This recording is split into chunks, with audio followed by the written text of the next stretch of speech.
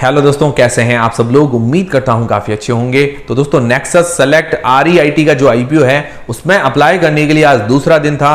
तो दूसरे दिन इसको टोटल कितने गुना सब्सक्रिप्शन मिला है और इसके अलावा इसका लेटेस्ट ग्रे मार्केट का प्रीमियम कितना चल रहा है वो हम जानेंगे इस वीडियो के अंदर। और उसके अलावा जो नेक्सस सेलेक्ट REIT का जो आईपीओ है उसमें अप्लाई करने के लिए कल की तारीख में आखिरी दिन है। तो क्या इस आईपीओ में अप्लाई करना चाहिए या नहीं करना चाहिए, इस पर हमारा फाइनल डिसीजन क्या है वो भी हम जानेंगे इस वीडियो के अंदर। और उसके अलावा जानेंगे जो टाटा टेक्नोलॉजी का आईपीओ है उसका लेटेस्ट ग्रे मार्केट का प्रीमियम क्या चल रहा है और कोई अपकमिंग आईपीओ की डेट्स वगैरह अनाउंस हुई है या नहीं हुई है उसके बारे में भी हम जानकारी लेंगे।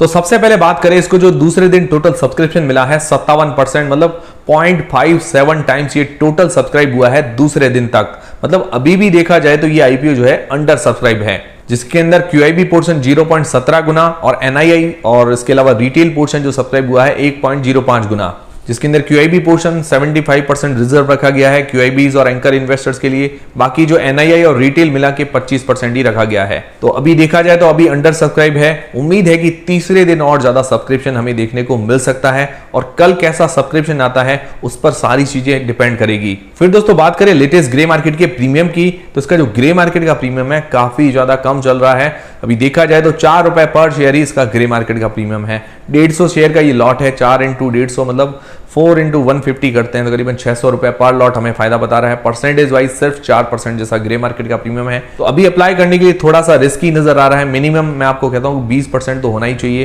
तभी थोड़ा सेफ माना जाता है। अब दोस्तों जानते हैं कि इस आईपीओ में अप्लाई करना चाहिए या नहीं करना चाहिए, इस पर हमारा फाइनल डिसीजन क्या है। उससे पहले दोस्तों मैं आपको एक स्पॉटिको ऐप के बारे में बताना चाहूंगा। तो जिस तरह से हम किसी भी स्टॉक की ट्रेडिंग करते हैं उसी तरह से हम फैंटेसी खिलाड़ियों की स्टॉक ट्रेडिंग कर सकते हैं और पैसे कमा सकते हैं। तो स्पॉटिको एक ऐसा ऐप है जहां पर हम खिलाड़ियों को कम दाम में खरीद के ज्यादा दाम में बेच सकते हैं। तो ये सेम शेयर मार्केट के जैसे काम करता है। हमें शेयर बाय और सेल करने होते हैं। इसके अंदर हमें कोई भी टीम नहीं बनानी पड़ती है। तो जैसे मान लो किसी भी खिलाड़ी का जो प्राइस है वो 100 रुपए है, तो जैसे अभी IPL चल रहा है तो उस दिन मैच होता है, किसी भी खिलाड़ी को हमने 100 रुपए में खरीदा है और वो उस दिन अच्छा परफॉर्मेंस कर लेता है तो उसका जो दाम है उसका प्राइस बढ़ जाएगा, और अगर खराब परफॉर्मेंस करता है तो उसका दाम जो है घट जाएगा। तो जैसे अभी IPL चल रहा है, डेली मैचेस होते रहते हैं। तो देखिए जैसे हमने किसी खिलाड़ी को 100 रुपए में खरीदा है, अगर वो अच्छा परफॉर्मेंस कर लेता है IPL के मैच के अंदर, रन बना लेता है, तो उसके प्राइस 150-200 तक भी हो जाएंगे।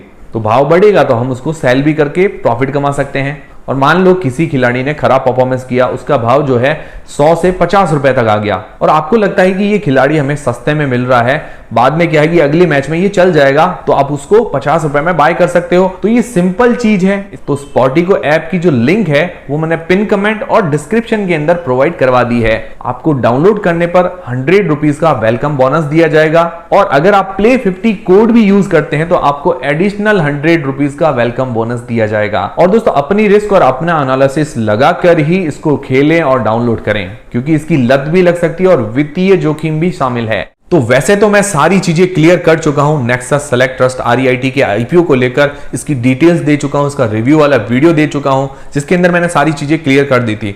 अब फिर इसका फाइनल डिसीजन भी हम जान लेते हैं। उसके लिए क्या है कि हम इसके पॉजिटिव नेगेटिव पॉइंट दोनों ही देख लेंगे। उस हिसाब से आपको डिसीजन लेना है कि अप्लाई करना है या नहीं करना है। मैं सारी चीजें आपको बता दूंगा। देखिए नेक्सस सेलेक्ट REIT ट्रस्ट जो है उसके पास 17 मॉल्स है। अभी ए क्लास मतलब अच्छी क्वालिटी के प्राइम लोकेशन पर मॉल्स हैं। 17 मॉल इसके अंडर में हैं, जिसके अंदर बड़ी बड़ी सिटीज जैसे मुंबई, बेंगलोर, हैदराबाद, दिल्ली, अहमदाबाद, इन जैसी टोटल 14 सिटीज के अंदर इसके 17 मॉल अवेलेबल हैं, जहां से किराए की इनकम आती है, मतलब जो रेंटल इनकम आती है वहां से इस कंपनी की इनकम होती है। 2 इसके पास होटल एसेट्स हैं, 3 ऑफिस एसेट्स हैं।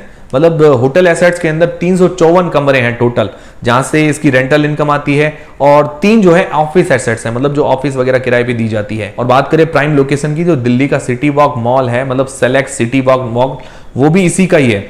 उसके अंडर में अभी अगर बात करें तो अब इंडिया के अंदर 2 एप्पल स्टोर खुले, एक तो मुंबई के अंदर खुला है और एक दिल्ली के अंदर खुला है। तो दिल्ली के अंदर जो एप्पल स्टोर खुला है वो सिटी वॉक मॉल के अंदर ही खुला है, जो नेक्सस का है। तो ये थोड़ा बेनिफिट है इसके लिए, मतलब इसकी जो लोकेशन है वो काफी प्राइम लोकेशन है, इसीलिए एप्पल ने भी वहीं अपना स्टोर खोला है।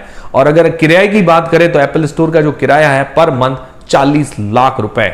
तो काफी जबरदस्त किराया ले रही है एप्पल से। देखा जाए जो इसके मॉल्स वगैरह जहां भी लोकेशन में अवेलेबल है, प्राइम लोकेशन के अंदर है, जिसके कारण इसकी वैल्यू थोड़ी ज्यादा है। तो ये थोड़े पॉजिटिव पॉइंट है इसके। और ये कंपनी जो है ब्लैकस्टोन द्वारा स्पॉन्सर्ड है। ब्लैकस्टोन की अभी हिस्सेदारी 60% की है, आईपीओ के बाद 43% की हिस्सेदारी रह जाएगी ब्लैकस्टोन की। और उसके अलावा 7 और शेयर होल्डर्स हैं जो कि अपना स्टेक वगैरह ओएफएस के अंदर सेल करेंगे। और बाकी सारी जो आरईआईटी कंपनीज है, आरईआईटी का मतलब मैंने आपको बताया है कि रियल एस्टेट इन्वेस्टमेंट ट्रस्ट, मतलब इन्वेस्टर से पैसा जुटाया जाता है, फिर लैंड खरीदा जाता है, वहां से रेंटल इनकम आती है, ये सारी आरईआईटी कंपनीज कहलाती है।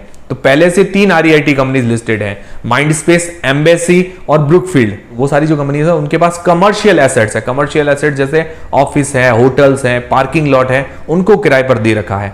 और अगर इसकी बात करें तो ये पहली इंडिया की ऐसी कंपनी है जिसके पास रिटेल एसेट्स हैं, मतलब जिसके अंदर रिटेल स्पेस होता है और उसके अलावा मॉल्स वगैरह हैं, वो सारे इसके अंडर में आते हैं। तो ये भी थोड़ा इसके लिए बेनिफिट है। और ये जितनी भी आरईआईटी कंपनीज हैं इनको क्या है कि 90% अपनी जो इनकम है वो डिविडेंड के रूप में अपने इन्वेस्टर को देनी पड़ती है। फिर दोस्तों पीयर कंपैरिजन भी देखिए तो मैंने आपको बताया भी था कि रेवेन्यू के मामले में एम्बेसी थोड़ी बड़ी कंपनी है, बाकी माइंडस्पेस से कंपेयर करें तो लगभग रेवेन्यू बराबर है 2022 के अंदर। ब्रुकफील्ड का थोड़ा सा कम है, 900 करोड़ रुपए का, और इस कंपनी का अगर बात करें तो 1400 करोड़ रुपए के आसपास है, मतलब। और प्राइस बैंड वाइज भी देखें तो प्राइस बैंड अगर देखा जाए तो बाकी सारी कंपनी का प्राइस बैंड 275 के आसपास आया था, 300 के आसपास आया था, और इस कंपनी का प्राइस बैंड 95 रुपए से लेकर 100 रुपए के बीच में है। तो वैल्यूएशंस वाइज भी ठीक है, मतलब इतनी महंगी नहीं कह सकते हैं। और फाइनेंशियल्स अगर इसके देखें तो फाइनेंशियल अगर देखें तो 2021 और 2022 के अंदर ये कंपनी लॉस मेकिंग थी। उसका कारण कोविड है।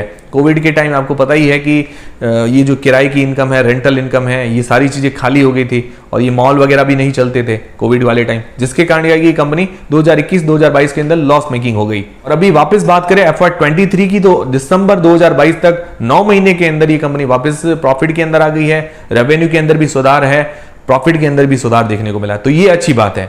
और एक और फाइनेंशियल के अंदर नेगेटिव ये है कि इसके ऊपर करीबन 5800 करोड़ रुपए का डेप्ट, मतलब उधारी है, लोन है इसके ऊपर, और आईपीओ से जो पैसे जुटाएगी उससे थोड़ा बहुत लोन चुकाएगी, पर फिर भी इसके ऊपर 5000 करोड़ रुपए से भी ऊपर का लोन रहेगा। तो ये थोड़ा नेगेटिव पॉइंट है इस कंपनी के लिए। और बाकी सारे आरईआईटी आईपीओ की अगर हिस्ट्री देखें, मतलब जो उन्होंने रिटर्न बना के दिए हैं, तो शुरुआत के अंदर तो थोड़े ठीक रिटर्न दे दिए, मतलब लिस्टिंग गेन्स वगैरह अच्छा मिल गया, शुरुआत में थोड़ा सा अच्छा रिटर्न दे दिया, पर अभी 2-3 साल बाद इन आईपीओस को अगर देखें तो अपने इश्यू प्राइस के बराबर ही प्राइस पर चल रहे हैं। मतलब जो आईपीओ 275 के आसपास आया था तो 274-275 के आसपास चल रहा है, जो आईपीओ 300 के आसपास आया था वो 300 के आसपास चल रहा है।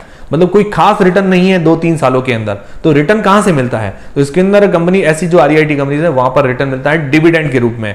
मतलब डिविडेंड जो है हम 5 से लेकर 10% के बीच में उम्मीद कर सकते हैं, ज्यादा डिविडेंड की उम्मीद नहीं कर सकते हैं। और मैक्सिमम आप कहें तो 8 से 10% और ज्यादा से ज्यादा 12% के डिविडेंड की उम्मीद कर सकते हैं, पर मुझे लगता है 8 से 10% ही ज्यादातर डिविडेंड मिलता है ऐसी कंपनीज के अंदर। तो ये मैं हिस्ट्री बता रहा हूं कि बाकी सारे आईपीओस ने कोई खास रिटर्न बना के नहीं दिए हैं, पर ये थोड़ा वैल्यूएशन इसकी ठीक नजर आ रही है, तो थोड़ा बहुत लिस्टिंग गेन मिल जाए।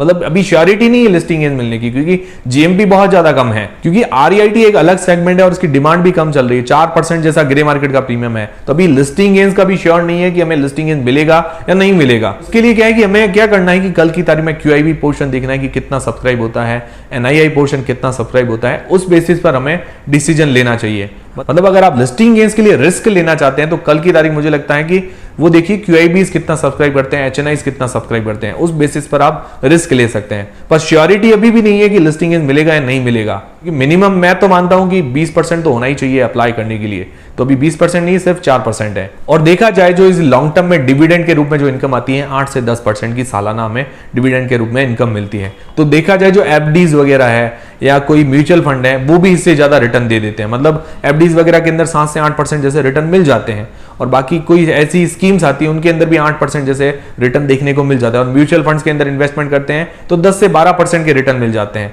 तो मुझे नहीं लगता कि कोई आरईआईटी कंपनी में स्पेशलाइजेशन है इन्वेस्टमेंट करने का, कि भाई ये कोई ज्यादा अच्छी रिटर्न दे रहा है हमें सालाना बाकी सारी स्कीम से, तो अच्छी बात है। पर ज्यादा रिटर्न भी नहीं है, रिटर्न भी इतनी है कि डिविडेंड के रूप में 8 से 10% जैसा मैक्सिमम रिटर्न मिलता है। और बाकी ये शेयर प्राइस के अंदर ग्रोथ तो हमें देखने को नहीं मिली है बाकी सारे आरईआईटी आईपीओस के अंदर। तो ये हिस्ट्री है, अभी ऐसा जरूरी नहीं है कि ये आईपीओ भी वैसा ही परफॉर्मेंस करे। हो सकता है लिस्टिंग गेन्स मिल जाए, क्योंकि प्राइस बैंड जो है थोड़ा रीजनेबल नजर आ रहा है, तो थोड़ा बहुत लिस्टिंग गेन्स देखने को मिल जाए। पर उसके बाद लॉन्ग टर्म में बात करें तो बाकी सारे आईपीओ की हिस्ट्री भी वही है कि उन्होंने इश्यू प्राइस के आसपास ही वो शेयर जो चल रहे हैं, तो हो सकता है ये भी अपने इश्यू प्राइस के आसपास आ जाए। तो ये सारी चीजें दिमाग में लेते हुए आपको कोई भी डिसीजन लेना है।